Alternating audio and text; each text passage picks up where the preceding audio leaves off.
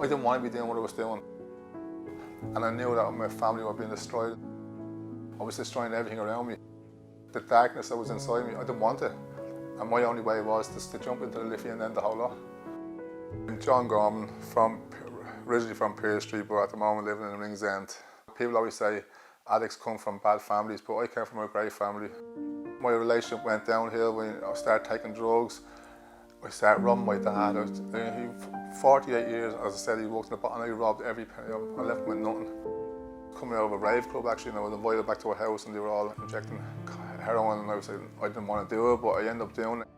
Probably 2 weeks later, a week later, it's like I was sick inside, but because I was using it every day for the past 2 weeks, my body craved it. As you go down the line, you do the same stuff, you inject the same stuff into your arm, and you're not getting a buzz. I had to inject heroin into my veins just to be normal.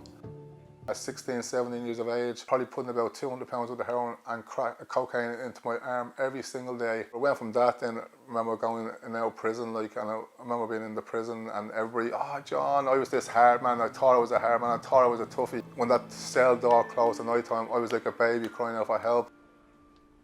A lady in the flats, I don't know whether she was there that day, but we were so out of our face, we went into the house. I had heroin and I had cocaine.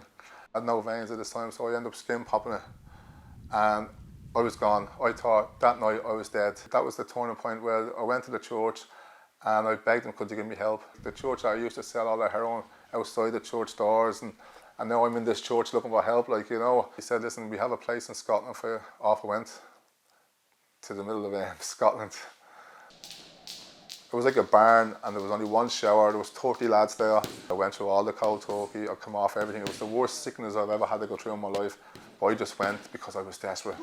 And if I knew if I didn't go to Scotland, I would end up killing myself. I became to know God in a way, in a personal way. He was my friend, I was his friend. He gave me a chance and I took him with both hands, like, you know. I was back in the same neighbourhood in my own house, but everybody was nervous. They were all like, you know, you're back here and you're going to start hanging out with your old friends again. And I didn't. I just had to make a decision. I can't go back down that road.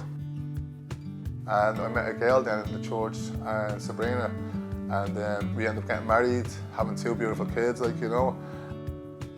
I went back into Mountjoy prison about 3 or 4 months ago, and quite honest, I was a bit intimidated because he left me with all the prisoners and I didn't really know it. I said, like, you know, and the next of all I heard, John, John.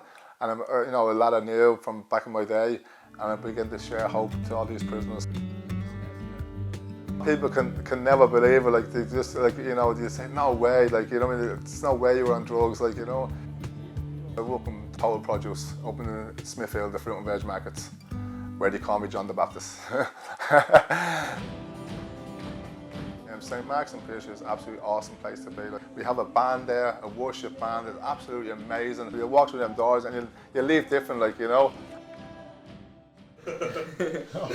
Everybody always stops my 2 kids and say, oh, your dad was a great footballer and your dad was this.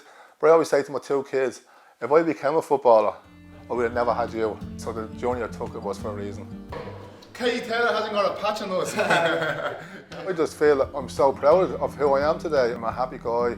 I know I'm free today of drugs. You know, in my wildest dreams, I couldn't get off the streets of Pearse Street for selling drugs. And here I am sitting here, able to share with people and tell them, you know, listen, God gives you a second chance, you know. All the way from Pearse Street, John the Baptist.